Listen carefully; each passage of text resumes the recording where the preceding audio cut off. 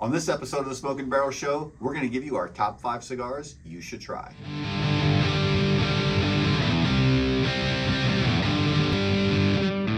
Hey everybody, so on this episode of the Smoke and Barrel Show, we're going to give you our top 5 cigars you should try for 2024. But make sure you stick around because we've actually added a 6th cigar, so you're going to want to stick around for that. And don't forget to click like and subscribe.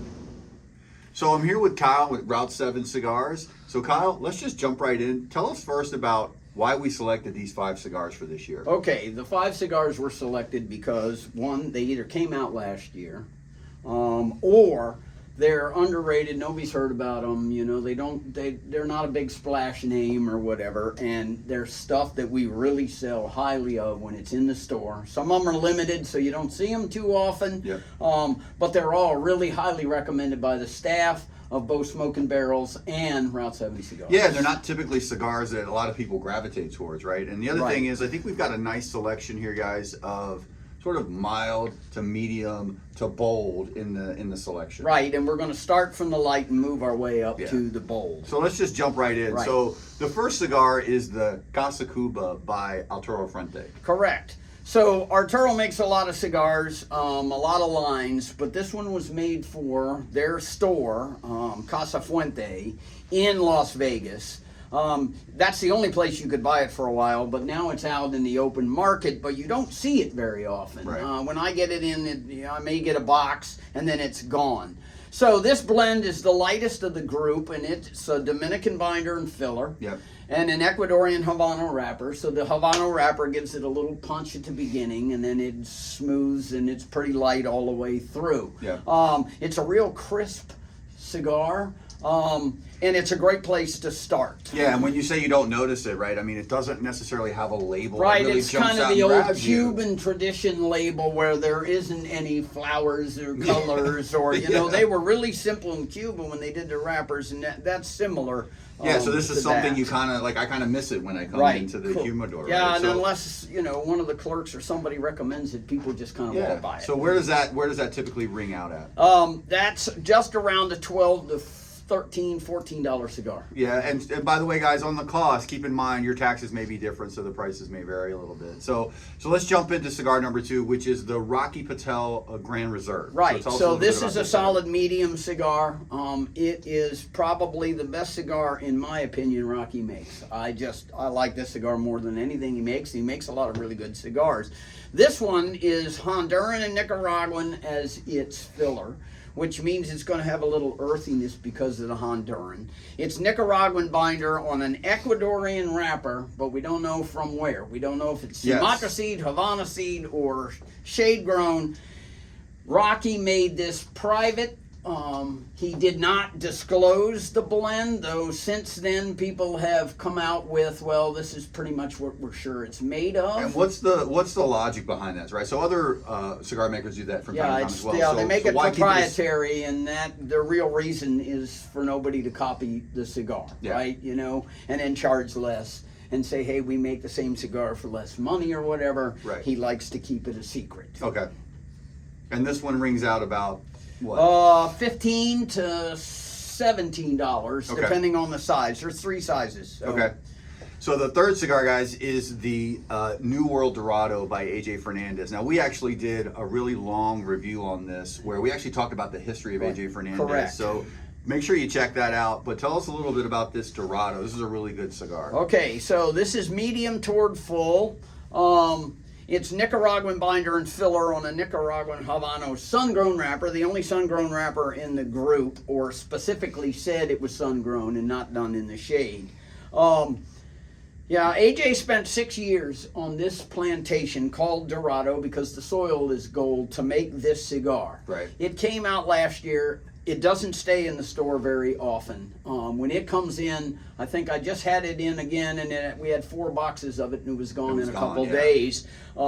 Everybody gravitates to it when it's out in the humidor. So yeah, I mean, it looks great. It's got a nice presentation. It's got a great label. Yeah, it's got the footband. Yeah, the footband looks good because it matches the label in gold, and because it's Dorado, which means golden. So yeah. Anyway, we're big fans of AJ. So you really, when you can see it in a store, buy it. And so now we're kind kind of getting a little bit more to the milder side. This is kind of a medium. No, to bold. this is the medium. We went away from the mild Yeah. to medium, and now we're headed on to bolder cigars. And so, where does the New World Dorado sort of hang out in Solid price? price-wise is $15 to $17. Okay.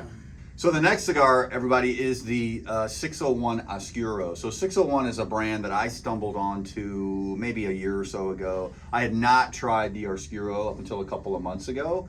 I really liked it. I kind of like bolder cigars. So tell us a little bit about the Oscuro. Okay, so Eric Espinosa makes a lot of cigars. He's not a brand people often hear about unless you've smoked a lot in a store or the staff is recommending it to you. But the 601 is Nicaraguan binder and filler on a Nicaraguan Habano Oscuro wrapper. The Oscuro, which they ferment at a higher temperature to make it turn darker, and you can tell it's darker than anything on the table, Yep. gives it a richness and a little slight inert sweetness underneath that you're not getting from any of the other And cigars. that's what's going to give it that bolder Yeah, flavor. it's definitely a bold cigar. He makes other lines in that, the blue, the red, the brown, and then the green. The green is the strongest. Yeah. It's one of my favorite cigars. It consistently is if you like a bold cigar, you're going to get a bold cigar. And price-wise, where does this one come in? Yeah, that's in about the $10 to $11-12 range. All right, so a so little bit a little lower less cost. than what we've talked about so far. Okay. All right. So the fifth cigar is the H. Upmann Nicaraguan. So I will admit, H. Upmann is not a brand that I really smoke all that often. I've had a few. I've had the Nicaraguan. I sort of gravitate towards more of the Right. Nicaraguan Yep. type cigars. So tell us about this particular cigar and why it's on the list. Okay, so H. Upmann started in Cuba, still being made in Cuba today. When the embargo came in, they moved it to the Dominican, where most H. Upmanns are made in the factory. But this was made by Imperial Tobacco, or for Imperial Tobacco, by A.J. Fernandez. So Okay. again, we have another A.J. Fernandez cigar. Yeah, common theme. Yeah. This is Dominican and Nicaraguan filler on a Nicaraguan binder and an Ecuador Sumatra wrapper, which means Sumatra seed grown in Ecuador. It is definitely a bold cigar. Which I think is why I liked it. That Sumatra wrapper is right. that's a Yeah, great, really, great taste. really makes a complete different taste than the Habano that you see, Ecuador Habano. And it's the only other cigar besides Kasakuba that has a little Dominican in the filler, Right. other than the Nicaraguan that it has. Yeah. That kind of technically supposed to soften it off, but it's still a really bold cigar. And so. where does this one kind of come out at in price Again, range? it's probably close to 601 in their $10-12 range. Okay. Maybe even $9. So everybody, there's the 5 cigars for 2024. But as you probably noticed, we've got 6 cigars here on the table, and we can count. But Kyle, tell them why we actually have this 6th cigar here, which it was actually made an appearance last year, right? Right. So we said something about it in 2023 as our favorite cigar for the year, and it's still our favorite cigar. Yeah, that's really good. This year. It again doesn't come out as often as I'd like it to, because every time it comes in, it goes right out the door because everybody likes it. But it's EPC, which is Ernesto Perez Carrillo, who made Pledge and Encore, the 2018 and the 2020. Cigar of the Year by Cigar Aficionado. This is Nicaraguan binder and filler, and it's also an Ecuador Sumatra wrapper. The interesting part is Ernesto makes all his cigars except this one. He has Oliva making him this cigar, and he's the interesting. distributor. So it is a medium to bold cigar. It's got a great flavor. I like the presentation, again, matching green and green with the foot in the band. Yeah. But yeah, it's so good we recommended it again Yeah, 2 years in a absolutely. row. And So where would you expect this one to come out on? it's a $15 to $16 cigar. Okay. And so most of the cigars we have here, I think all of them are either a Toro or a Robusto. Well, that's pretty much the shape, that we have sitting out here. As a matter of fact, I think they're all Toro. Yeah. So yeah, it's just a nice size to go to, 6x50. Yeah, you know, so, and it shows up in the camera as we're talking better than a Robusto, which is shorter. So everybody, there's our top 5 cigars for 2024. Plus, again, we put the EPC back in here. The Allegiance is a really great cigar. So if you get a chance, Go check these cigars out. You can always find them here at route7cigars.com. You can check out our Sterling, Virginia store or our Leesburg, Virginia store. So don't forget to click like and subscribe as well. And also, we'd love to hear your comments. Let us know what your favorite cigars are. And we'll see you next time on the Smoking Barrel Show.